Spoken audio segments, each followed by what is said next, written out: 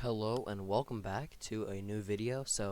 I'm really hyped to go to the Trump rally today in Ohio, and I gotta leave pretty soon. Actually, it's a bit of a drive, but that's all right.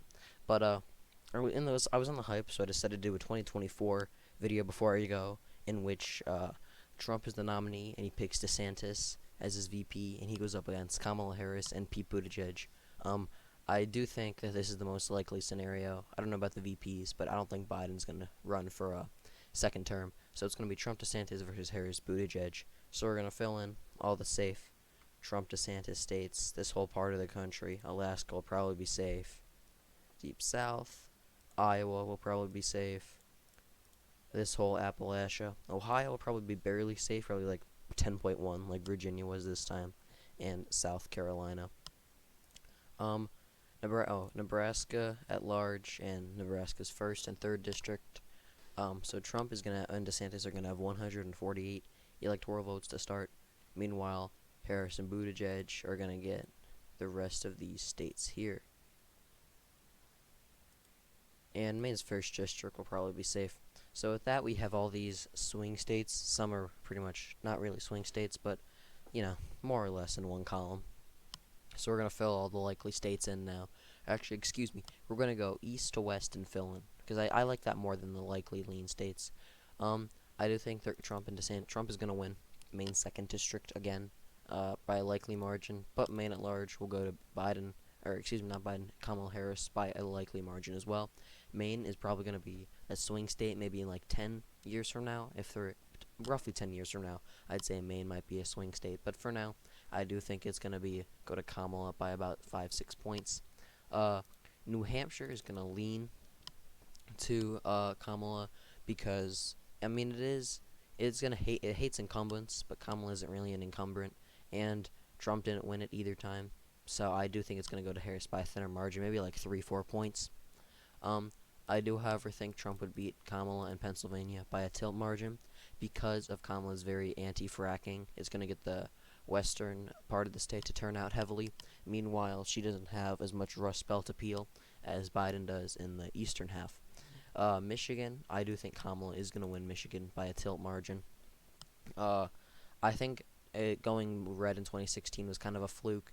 I do think Trump fairly won it, but I think it was kind of just like Indiana in 2008 with Obama.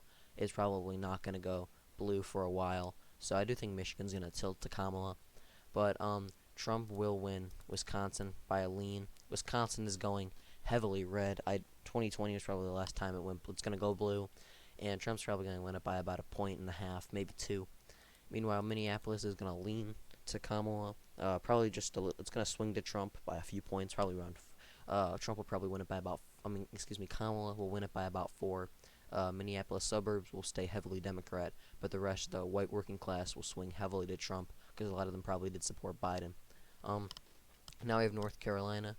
Like I said a few videos ago, North Carolina is a safe, lean state. It's going to lean Republican. It's probably going to go blue in about 10 years from now, similar to Maine.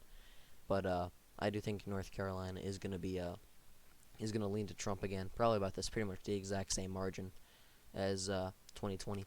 Florida, however, is going to be likely for Trump and DeSantis because Trump won Florida by about 3 points, and DeSantis is his VP. DeSantis is very popular. I expect DeSantis to win re-election by about 6-7 points, maybe 8.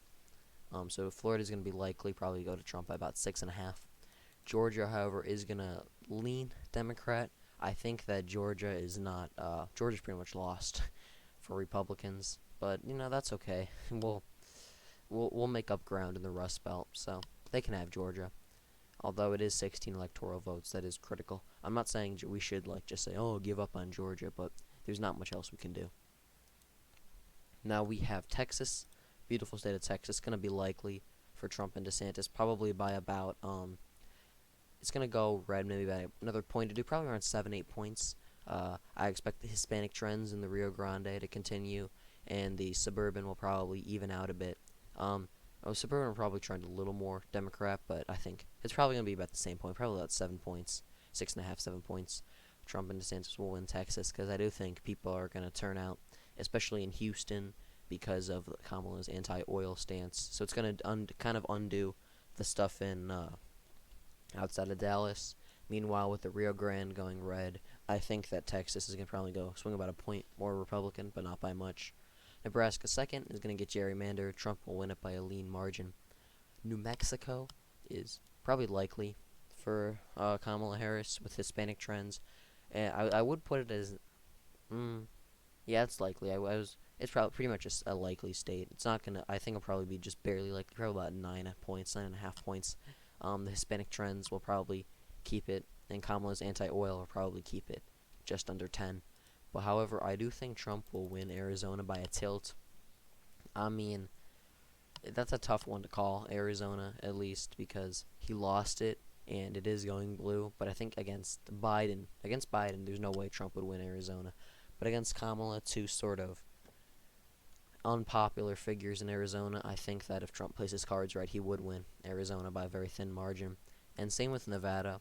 Hispanic trends are really benefiting, or Nevada is trending red. And against Kamala, I think Trump could flip it, but not by. It'd probably be a narrow flip. It'll probably be like Georgia or Arizona, kind of an unexpected but a narrow flip. But it depends how he plays his cards. He's got to play his cards right. So this is the electoral map for Donald Trump and Ron DeSantis versus Kamala Harris and Pete Buttigieg in the 2024 presidential election. Donald Trump will have 282 electoral votes. So Kamala Harris is 256. I'm really excited to go to the Trump rally. We got to leave pretty soon, and I will do a lot of recording there and hope compile those videos into one big video that I'll post in the next few days. So thank you for watching, and I will see you in my next video.